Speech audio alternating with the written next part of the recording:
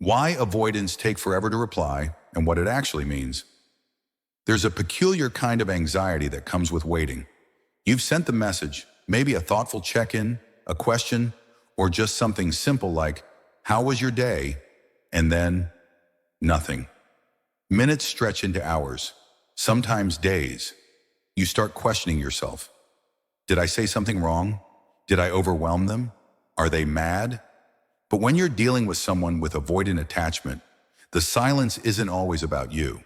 It's about a psychological pattern that runs much deeper than just being bad at texting. Today, we're going to unpack why avoidants take forever to reply, and how that delay reveals more about their inner world than you might expect. Let's start here. Avoidants often associate closeness with pressure. For many of them, responding to a message, even a small one, feels like opening a door they're scared to walk through. It's not that they don't care. In fact, they might care a lot, but caring makes them vulnerable, and vulnerability has never felt safe to them. So when a message comes in, it isn't just a message. It's a trigger. It activates all their fears about being needed, expected, or emotionally cornered. Their delay in responding isn't laziness or rudeness. It's avoidance in action. It's how they regulate their sense of autonomy when relationships feel too intense. And this is important. Many avoidants don't even realize they're doing it. They'll tell themselves things like, "I'll reply later when I have more time," or "I need to think about how to respond." But underneath that logic is an emotional freeze response. When intimacy knocks, even digitally, their nervous system says, "Run." And so they distract themselves. They scroll, they work, they clean, they retreat. Not because they want to hurt you, but because closeness feels like losing control. And that's what avoidants fear most. Here's another hidden truth. The more they like you, the more overwhelmed they may feel. It's counterintuitive, right? You'd think if someone is emotionally invested, they'd reply faster. But for avoidants, attraction and fear often come in the same package. The closer they feel to you, the more they feel exposed. Replying immediately might feel like surrendering that protective shield they've carefully built over years.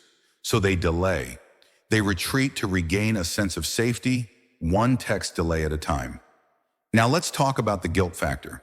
You might not see it, but many avoidants feel terrible about not replying. They know it's hurtful. They often reread your message. They even type out a reply and then delete it. Why? Because avoidance isn't just about avoiding you. It's about avoiding parts of themselves. Parts that feel emotionally clumsy, unworthy, or unprepared to show up in a meaningful way. So instead of saying the wrong thing, they say nothing. It's silence as self-protection, not rejection. But here's where it gets tricky. Your nervous system doesn't understand all of this. It just knows it's waiting. And for those with anxious tendencies, that wait becomes torture. The longer the gap, the louder the fear. They don't care about me. I'm being ghosted. I must have done something wrong. But the silence from an avoidant partner isn't always a sign of disinterest. It's a sign they're wrestling with their inner world. And unfortunately, their inner world often wins. So how do you tell the difference between an avoidant who's emotionally unavailable and one who's genuinely struggling with connection? Look at the pattern, not just the pause. Do they eventually come back with thoughtful responses, even if delayed? Do they show up in other ways? Calls, gestures, effort, even if inconsistently? Do they acknowledge their slowness or offer you clarity when asked? If yes, then you're likely dealing with someone who's emotionally guarded, not emotionally absent. It's also worth exploring how avoidants experience time. For many of them, emotional labor feels draining. Even replying to a message takes more energy than it would for someone secure. So when life gets stressful, emotional communication becomes the first thing they cut. That doesn't excuse it, it just explains it. It's their way of conserving emotional energy. In a world that constantly demands their attention, love feels like one more obligation, and so they withdraw, not to punish you, but to survive. Ironically, many avoidants crave connection deeply. They long for closeness, love, and intimacy. But their fear is stronger than their desire, so they test the waters slowly.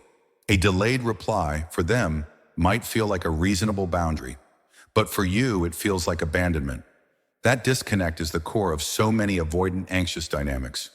You want reassurance, they want space. You interpret silence as a threat, they interpret your need for contact as pressure. Let's zoom in on the emotional dilemma they face. When an avoidant gets your message, their first impulse might be positive. Maybe your words make them smile or feel seen. But then the second layer kicks in. What do I say back? Will I say the wrong thing? What if they expect more from me than I can give right now? That's when the freeze hits. And once they enter that frozen state, hours or days can pass in a mental loop of intention without action. It's not that they don't want to reply, they just get stuck in the fog of emotional paralysis. Now let's talk about texting specifically. Digital communication feels invasive to some avoidants. Unlike face-to-face interactions, texts linger. They demand something now. That little notification icon becomes a symbol of expectation. And for avoidance, expectation feels like pressure. Even if they like you, even if they're thinking about you. In fact, the pressure to reply correctly can make them avoid replying altogether. It's a lose-lose pattern unless there's awareness and growth. But here's something most people miss. Avoidance often feels safer initiating contact than responding to it. It gives them control. They can choose the timing, the topic, the level of emotional depth. When they initiate, they feel emotionally empowered. But when they have to respond, they feel emotionally cornered. So don't be surprised if they reach out randomly, even after ignoring your last message. It's not a game. It's a nervous system trying to maintain connection without feeling controlled. So what can you do when you're stuck in this cycle? First, stop personalizing their delay. It's not about your worth, it's about their wiring. Second, set boundaries around communication that protect your emotional peace. You don't need to wait anxiously by the phone. You don't need to chase. Let them reach out when they're ready and use that time to nurture your own self-worth. Third, talk about it when the moment is right. Gently, not from a place of blame, but from a place of curiosity. Ask them how they experience texting. What goes through their mind when they see your message? That kind of conversation can open doors to deeper understanding. Also, avoid matching their behavior with silence of your own, just to teach them a lesson. That leads to more distance, not healing. The key is balance. Holding space for their fear without shrinking your own needs. Emotional communication shouldn't be a guessing game. If their delays are causing you pain, it's okay to say so. You deserve clarity, even if they need time. Remember, not every avoidant stays stuck. With self-awareness, therapy, and the right partner, many learn to communicate better, love more freely, and show up with consistency. But change takes time, and healing avoidance requires patience, both from within and from the people who love them. The decision you face isn't about whether they reply fast enough. It's about whether their efforts, even if delayed, are genuine, consistent, and evolving. In the end, their slow replies aren't just about texting. They're about how they relate to emotional closeness. So if you're with someone avoidant, ask yourself this: is the connection growing, even slowly? Are they trying, even imperfectly? And most importantly, can you love them without losing yourself in the waiting? Because sometimes the reply you really need isn't from them, it's from you, from your own sense of worth, your own decision to wait with wisdom or walk with grace.